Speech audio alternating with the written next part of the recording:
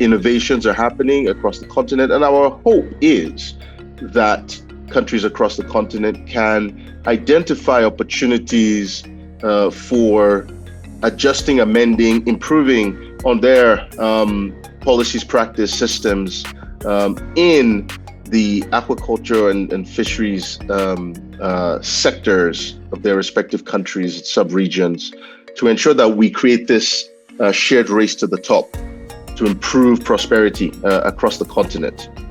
So what we are doing when we take a topic like fisheries and aquaculture that we're discussing today, our team develops a methodology to rank African countries, select the top 4 to 6 countries that are making the most of progress based on the methodology we developed. Then we go to those countries and look at what are they doing, including how programs are designed, how they're being executed, better understanding and the level of resources, and a lot of other things. But what we think countries can easily and quickly emulate and copy is action by governments. My wish and our hidden agenda of today's meeting can be to build a community of practice on African fisheries and aquaculture with a community that is gathered today to advance this very promising sector. So supporting innovation and increase research, including the funding for it and Pan-African cooperation, is very important to move the fisheries and aquacultures forward in their different dimensions. Currently, as a country, our demand for fish is very high. I think political will is a key. There's a great need for investing in the infrastructure, investing in the knowledge. There's a great need of investment in as far as fisheries and aquaculture is concerned in Malawi. An investment, just recently, we had the Aquaculture Investment Forum in Malawi, which we organized so that all players in the value chain are able to come together to engage in a proper discourse on how best we can improve and manage our aquaculture value chain. In 2014, the African Union's policy framework and reform strategy for fishery and aquaculture in Africa was developed under the leadership of the Commission through its Department for Agriculture, Rural Development, Blue Economy, and Sustainable Environment at the African Union Commission and in collaboration with the key technical partners. This framework and strategy serves as a governance blueprint to enhance the development and management of Africa's fishery and aquaculture sector.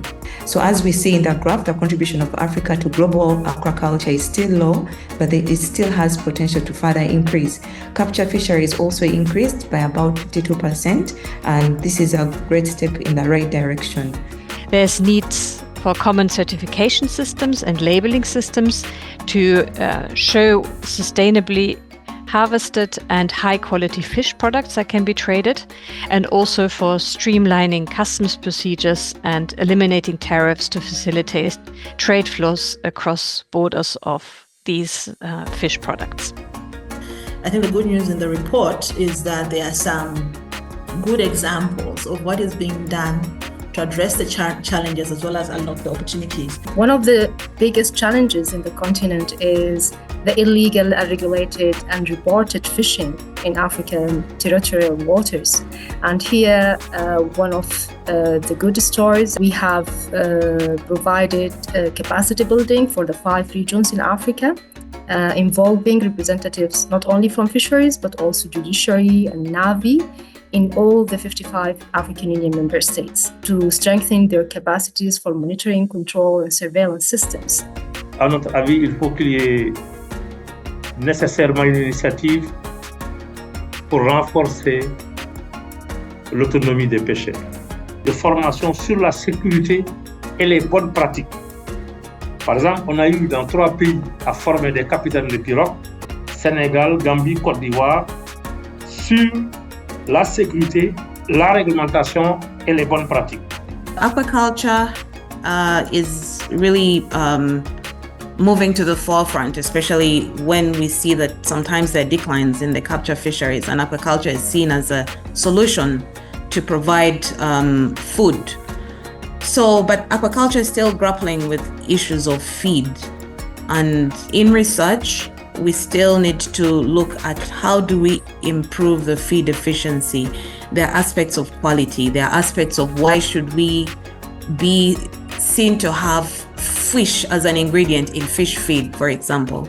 This segment provides a unique opportunity to engage directly with our senior country representatives and ministers at the forefront of implementing transformative policies to address the challenges and opportunities within Africa's fisheries and aquaculture sectors.